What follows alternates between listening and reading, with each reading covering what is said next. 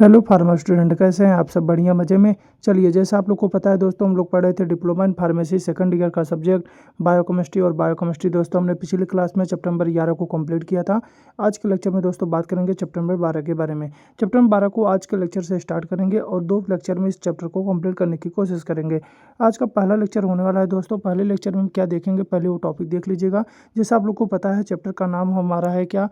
Organ function test. क्या नाम है दोस्तों? Organ function test. Organ function test हमारे चैप्टर का नाम है, जिसमें हमको 3 फंक्शन टेस्ट को पढ़ना है। पहला जो हम पढ़ेंगे दोस्तों, फंक्शन ऑफ किडनी। दूसरा पढ़ेंगे फंक्शन ऑफ लिवर। तीसरा पढ़ेंगे लिपिड प्रोफाइल टेस्ट। इन तीनों टेस्ट को हमको पढ़ना है।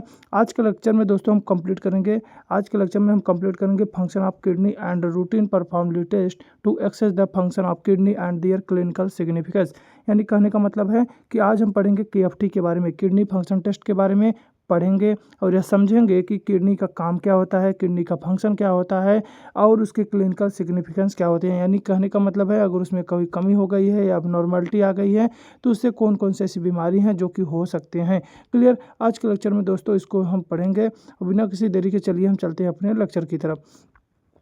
आज का हमारा लेक्चर है ऑर्गन फंक्शन टेस्ट। देखिए, ऑर्गन फंक्शन टेस्ट नाम से क्लियर हो रहा है इसमें बात क्या कर रहे हैं दोस्तों, ऑर्गन की फंक्शन उसका टेस्ट करने के लिए, यानी ऑर्गन की फंक्शन का टेस्ट करने के लिए हम इसका बात करेंगे कि यह एक लेबोरेटरी इन्वेस्टिगेशन होते हैं जिनके माध्यम से किसी विशेष ऑर्गन की फंक्शनल स्टेटस या हेल्थ स्टेटस को एक्सेस किया जाता है। यानी यह देखा जाता है, समझा जाता है, परखा जाता है कि किसी भी ऑर्गन की फंक्शनल स्टेटस क्या है। कहने का मतलब है ऑर्गन कैसे काम कर रहा है, यह जानने के लिए, सुनिश्चित करने के लिए हम उसमें टेस्ट करते हैं और उसका हम नाम रखते हैं क्या? Organ function test. जिस भी ऑर्गन में हम टेस्ट करेंगे वहाँ पे ऑर्गन की जगह पे उस ऑर्गन का नाम रख देंगे। जैसे अगर हम टेस्ट किडनी में कर रहे हैं तो उसे बोल देंगे किडनी फंक्शन टेस्ट। अगर उसे हम लीवर में कर रहे हैं तो उसे हम बोल देंगे लीवर फंक्शन टेस्ट। क्लियर? आगे हम देखिए बात करेंगे इंपॉर्टेंस इन फार्मेसी या मेडिसिन में इसका क्या इंपॉर्टेंस है। देखिए, किसी भी जब डिजीज या पैथोलॉजिकल कंडीशन में ऑर्गन की फंक्शन की जानकारी लेना क्या होता है, बहुत ज़रूरी होता है। अगर कोई बीमारी हो गई है आपको, तो आपकी ऑर्गन अच्छे से काम कर रहे हैं, कौन ऑर्गन नहीं काम कर रहा है, इसकी जानकारी लेना बहुत ज़रूरी है। तभी हम आपकी जो भी बीमारी है उसको हम क्या कर सकते हैं, क्योर कर सकते हैं। क्लियर? ड्रग थेरेपी के दौरान ऑर्गन टॉक्सिसिटी या साइड इफेक्ट की मॉनिटरिंग करने के लिए भी बहुत ज़रूरी है। मान लीजिए अगर दवा हम दे रहे हैं, दवा जो भी एक्सक्रीट आउट नहीं हो रहा है, यूरिन के माध्यम से अपना काम करने के बाद दवा एक्सक्रीट आउट नहीं हो रहा है और आपके लिवर में एक्यूमुलेट हो जा रहा है, वहीं आपके लिवर में सब दवा इकट्ठा हो जा रहा है, तो वो क्या कर देगा, ऑर्गन की टॉक्सिसिटी क्रिएट कर देगा और साइड इफेक्ट क्रिएट करेगा। तो इसके लिए भी, इसकी मॉनिटरिंग के लिए भी हमको जो ऑर्गन का जो फंक्शन होता है, टेस्ट होता है, इसको हमको करना पड़ता है। हमको देखना पड़ता है कि किडनी प्रॉपर काम कर रही है, लीवर प्रॉपर काम कर रहे हैं कि नहीं कर रहे हैं।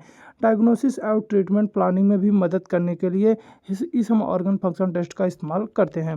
क्लियर? बिना किसी देरी के आगे देखेंगे हम मेन ऑर्गन टेस्टेड जो आपके सिलेबस में दिया गया है। देखिए, आपके सिलेबस में 3 दिया है। पहला, अगर किडनी का अगर आपको फंक्शन की अगर जांच करनी है तो आप काम कर लेंगे किस में, क्या लेंगे इसमें यूज में, रीनल फंक्शन टेस्ट को। अगर आपको लिवर की फंक्शन की जांच करना है तो आप हम लेंगे लिवर फंक्शन टेस्ट को। अगर हार्ट या लिपिड के बारे में अगर आपको जांच करना है तो आप लिपिड प्रोफाइल टेस्ट करवाएंगे। क्लियर? ये आपके टेस्ट हो गए हैं। और जो आपके डिफार्मा के जो सब्जेक्ट के हिसाब से है, तो देखिए लैब टेस्ट, उनके नॉर्मल रेफरेंस वैल्यू को जानना बहुत ज़रूरी होता है, एग्जाम के लिए भी और क्लिनिकल प्रैक्टिस के लिए।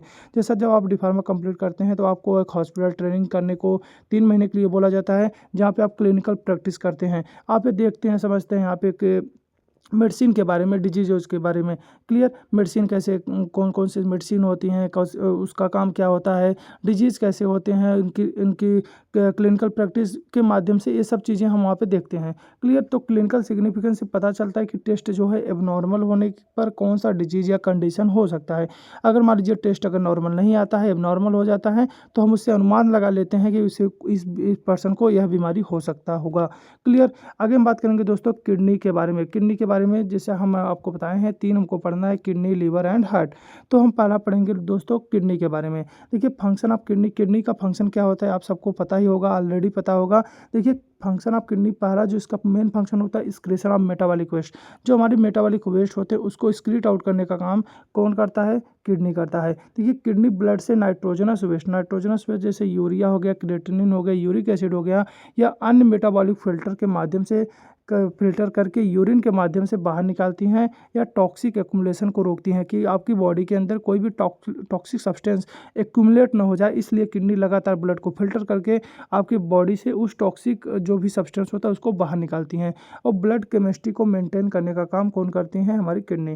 देखिए इसका क्लिनिकल सिग्निफिकेंस क्या है? अगर ब्लड यूरिया नाइट्रोजन और सीरम क्रिएटिनिन बढ़ जाएगा, अगर आपकी बॉडी में अगर ये blood urea nitrogen and serum creatinine अगर बढ़ जाते हैं, किडनी उन्हें फिल्टर नहीं कर पाती है, तब हम मानेंगे कि आपकी किडनी क्या हो गई है? डिसफंक्शन हो गई है, काम करना बंद कर दी है। क्लियर? तो हम साथ साथ में क्लिनिकल सिग्निफिकेंस भी देखते चलेंगे। आगे हम बात करेंगे अगला जो उसका फंक्शन होता है दोस्तों, रेगुलेशन ऑफ वाटर। क्या होता है? Regulation of water and electrolyte. कहने का मतलब है जब किडनी सोडियम और पोटेशियम, कैल्शियम, फास्फेट को बैलेंस करती है, यानी कहने का मतलब किडनी क्या काम करती है? वाटर को, सोडियम को, पोटेशियम को, कैल्शियम को, फास्फेट को आपकी बॉडी से क्या करती है? आपकी बॉडी में बैलेंस करती है। तो blood osmolarity and extra cellular fluid volume maintain करने में भी हेल्प करती है। अगर इनके क्लिनिकल सिग्निफिकेंस की बात करें तो अगर सोडियम इम्बैलेंस हो जाएगा तो आपकी बॉडी में डिहाइड्रेशन जैसी समस्याएं, कंडीशन देखने को मिलेगी, जिसे हम कहते हैं पानी का लॉस होना। इडमा जैसी कंडीशन मिल सकती है, जिसे हम कहते हैं बॉडी में सूजन होना। आगे बात करेंगे, देखिए पोटेशियम इम्बैलेंस हो गया, तो अगर पोटेशियम इम्बैलेंस हो जाएगा तो आपको कार्डियक अरिथमियाज जैसी समस्याएं देखने को मिलेगा। मतलब आपकी जो हार्ट बीट है वो अचानक से पंप करना क्या कर देगी? बंद कर देगी, जिसे हम कार्डियक अरिथमिया का नाम देते हैं। अगला जो किडनी का फंक्शन होता है दोस्तों, किडनी का अगला जो फंक्शन है उस फंक्शन को हम बोलते हैं acid base balance. Acid base balance काम करने का भी काम किडनी करता है। देखिए हाइड्रोजन आयन के माध्यम से और बाइकार्बोनेट आयन के माध्यम से क्या करती है? इनको रेगुलेट करके किडनी एसिड बेस क्या करती है दोस्तों? बैलेंस करती है। यानी कहने का मतलब है जो ब्लड का जो पीएच है वो 7.35 से लेकर 7.45 के नॉर्मल रेंज में रखती है।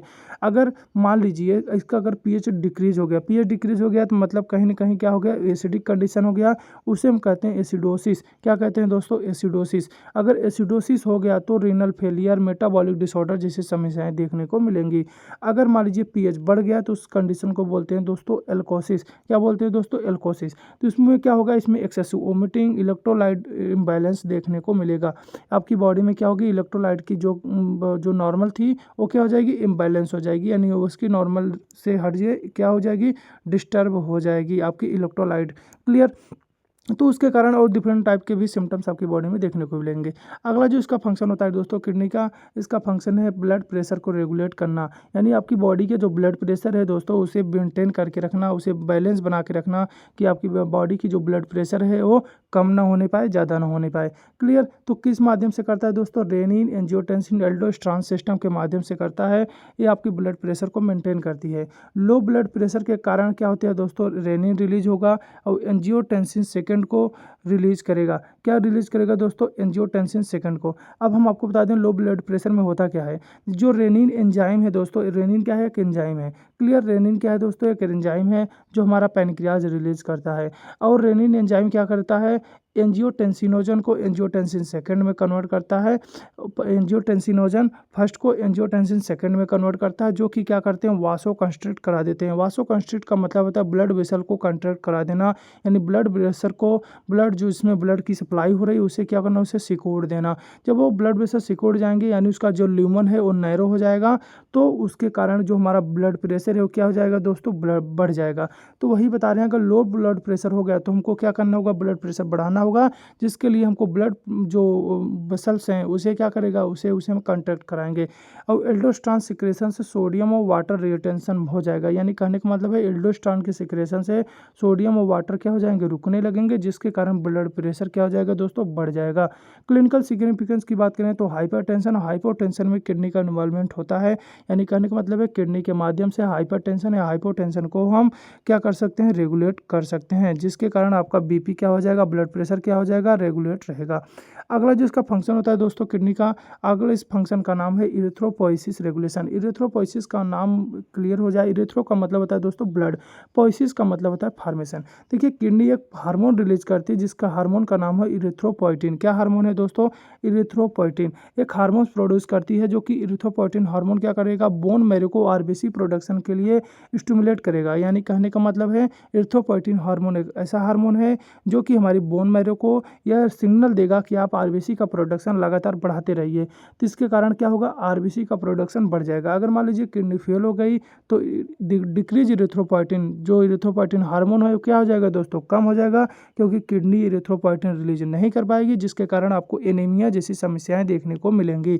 किस समस्या देखने को मिलेगी दोस्तों, एनीमिया। एनीमिया में क्या होता है, हमारा ब्लड जो होता है कम हो जाता है, ब्लड का की मात्रा हमारी बॉडी में क्या हो जाती है, कमी हो जाती है। अगला जो फंक्शन होता है दोस्तों उसको बोलते हैं detoxification and drug metabolism. Most important अक्सर पूछा जाता है, डिटॉक्सिफिकेशन कौन करता है, तो डिटॉक्सिफिकेशन काम करने का दोस्तों काम हमारा किडनी करता है।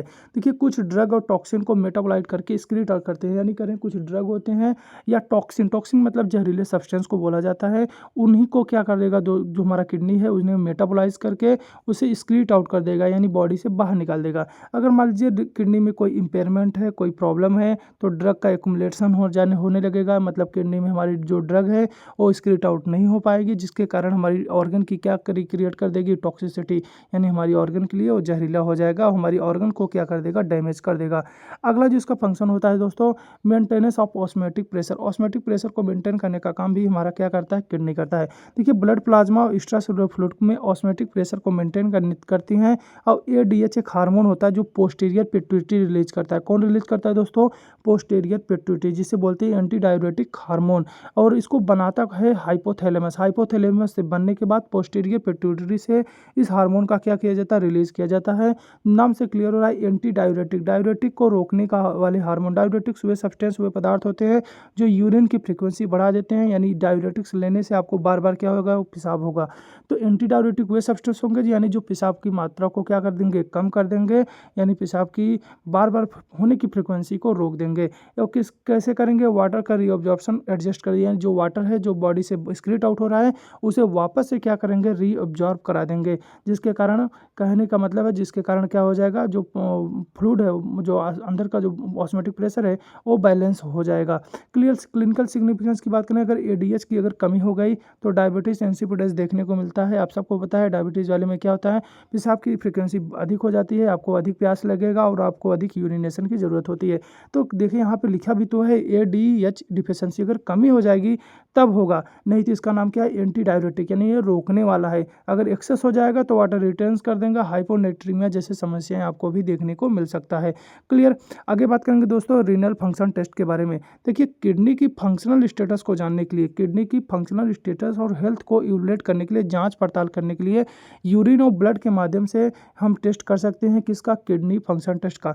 किसके माध्यम से, हम यूरिन के माध्यम से हम टेस्ट कर सकते हैं और ब्लड के माध्यम से भी टेस्ट कर सकते हैं कि किडनी एक्चुअल में काम कैसे कर रही है, इसका फंक्शन अच्छा है कि नहीं है। पर हम बात करेंगे यूरिन टेस्ट के माध्यम से। देखिए यूरिन टेस्ट के माध्यम से हम क्या टेस्ट कर सकते हैं, केमिकल नेचर, फिजिकल इसका देख सकते हैं, माइक्रोस्कोपिक प्रॉपर्टी चेक कर सकते हैं।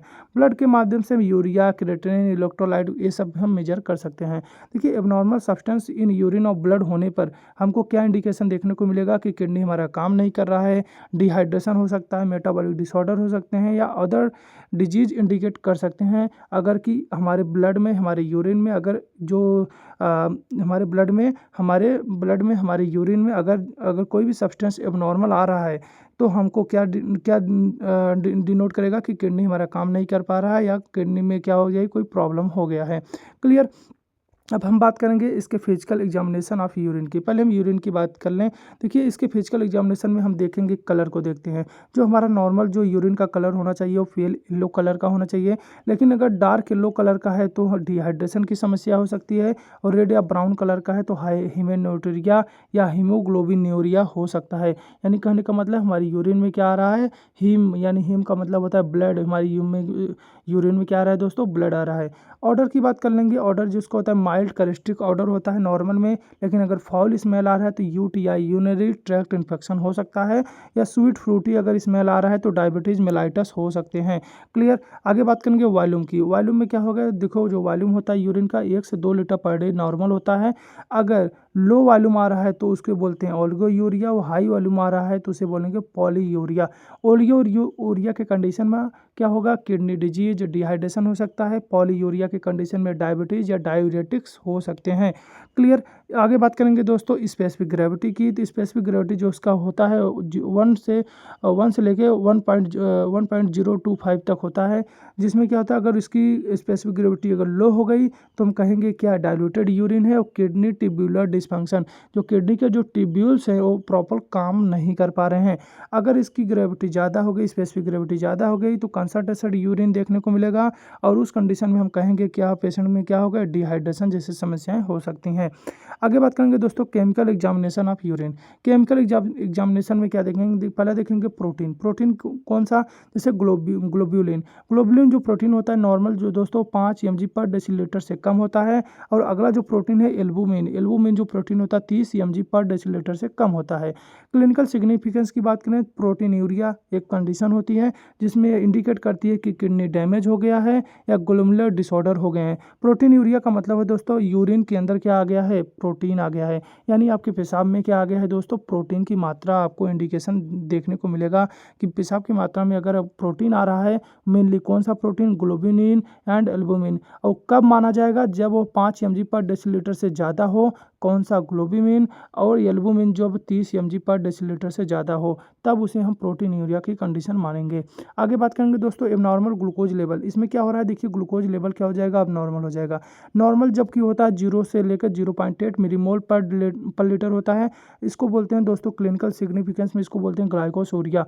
कहने का मतलब यूरिया के अंदर यानी यूरिन के अंदर आपके पेशाब के अंदर क्या आ रहा है, ग्लाइको का मतलब होता है दोस्तों ग्लूकोज।